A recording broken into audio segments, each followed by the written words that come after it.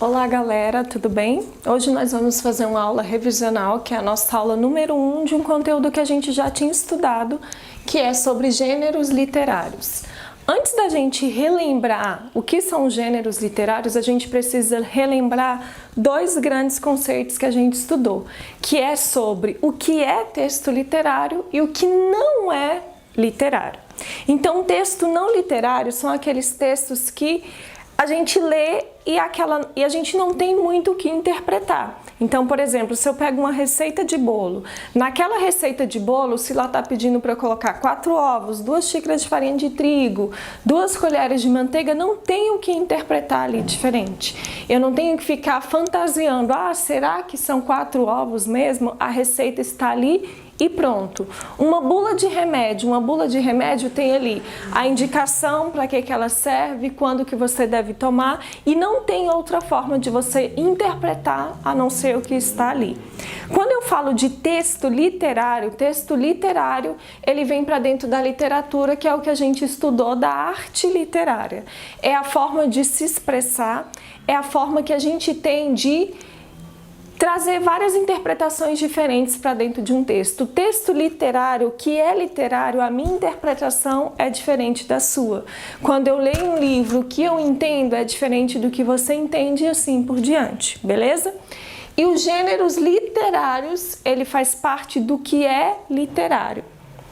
Os gêneros literários, eles são divididos em épico, dramático e lírico. Isso aqui tudo a gente já viu na sala e você já tem aí anotado. Então, o gênero épico são textos de época, né? Épico são textos de épocas e que tem sempre a presença de um herói. Então, todo texto épico, eu lembrei de um filme que eu assisti que tinha um herói, uma briga lá entre as pessoas, entre os cavaleiros, era um filme de época. Isso é um texto épico.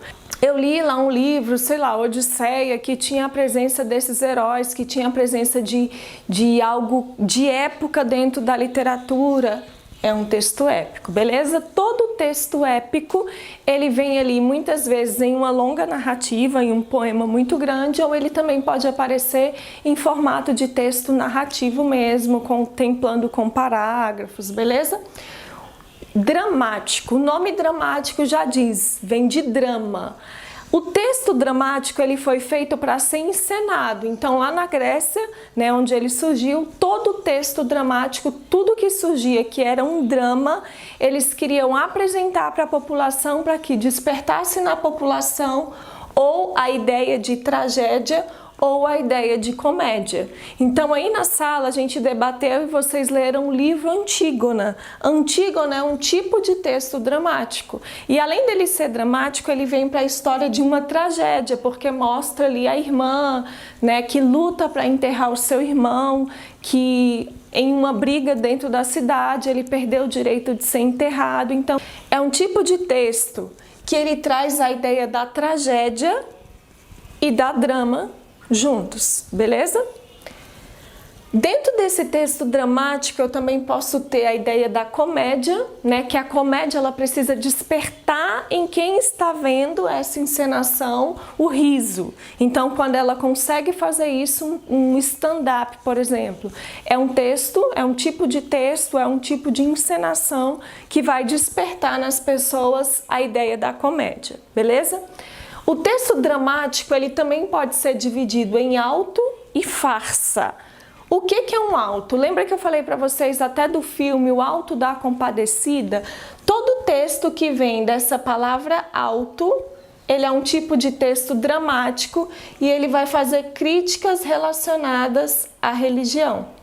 Então, o texto dramático, que é um auto, ele faz qualquer crítica relacionada à religião e às pessoas que praticam determinados pecados dentro daquela religião. Então, por exemplo, a gula, a inveja, a luxúria. Então, ele vem falar de pecados capitais. Além do texto dramático ter o auto, ele também tem a farsa.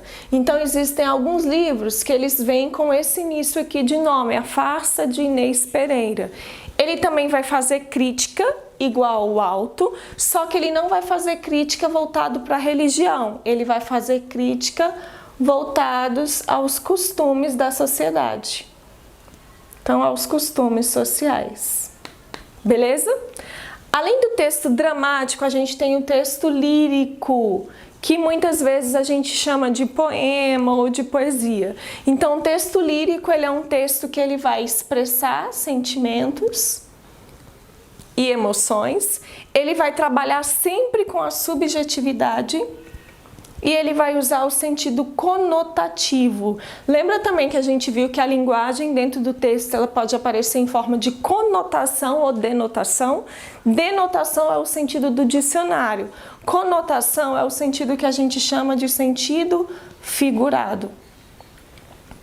Então, esse poema, ele aparece, é um texto que ele não vem através de parágrafos, ele vem através de versos e através de estrofes, e ele vem trazer a expressão do sentimento da pessoa que é chamada dentro do texto de eu lírico.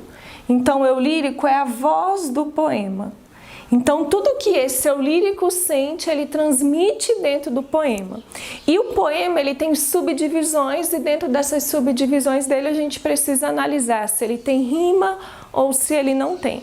Então, olha só, para a gente concluir aqui sobre o gênero lírico ele é dividido em rimas e sílabas métricas. Hoje a gente vai ver um pouquinho sobre as rimas, como que funcionam. Então, eu tenho aqui esse trecho de um poema.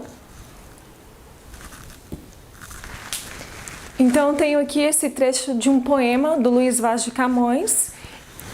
Cada linha dessa daqui eu chamo de verso e cada conjunto de versos, aqui eu só copiei um trecho, a gente chama de estrofe.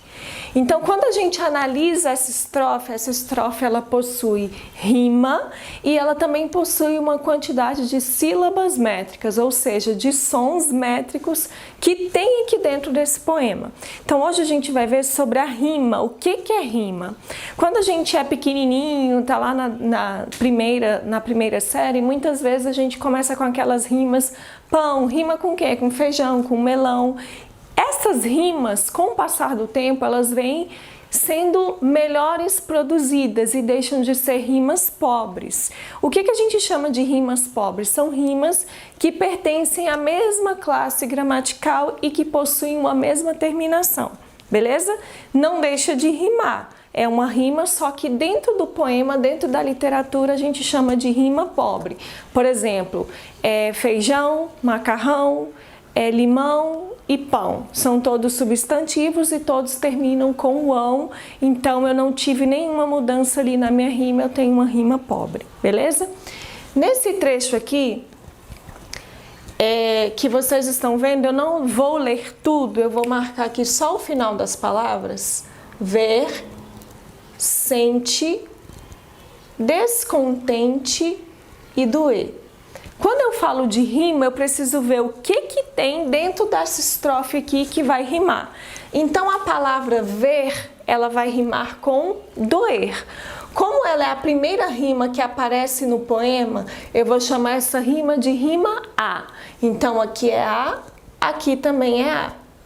Aqui eu tenho a palavra sente. Sente rima com descontente. Então, aqui é uma segunda rima que aparece no meu poema. Então, eu vou chamar de rima B.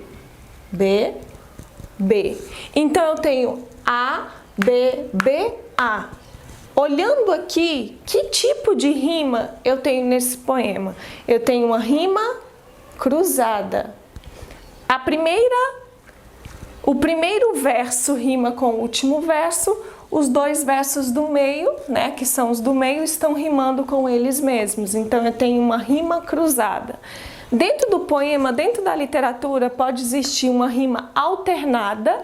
Se tivesse, por exemplo, A, B, como que ficaria? Ver, sente, doer e descontente. Eu teria uma rima cruzada. Eu também poderia ter uma rima emparelhada. A, B, B.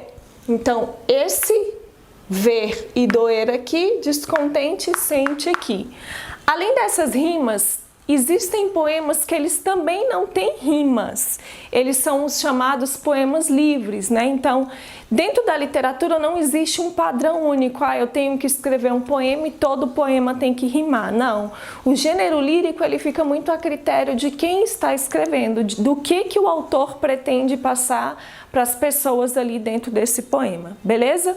Dentro da literatura, o tipo de texto lírico que a gente mais utiliza é o soneto. O que é um soneto? É um texto que ele é dividido em 2 tercetos e 2 quartetos. Então eu coloco aqui, primeiro, 2 estrofes com 4 versos, ó. 2 estrofes com 4 versos e depois, lá no final, 2 estrofes com 3 versos. Quando eu crio isso aqui, eu tenho um chamado soneto, e o soneto faz parte do gênero lírico, beleza? Espero que vocês tenham aí relembrado de tudo, e agora vocês terão que realizar uma atividade que está aqui na plataforma para vocês, tá bom?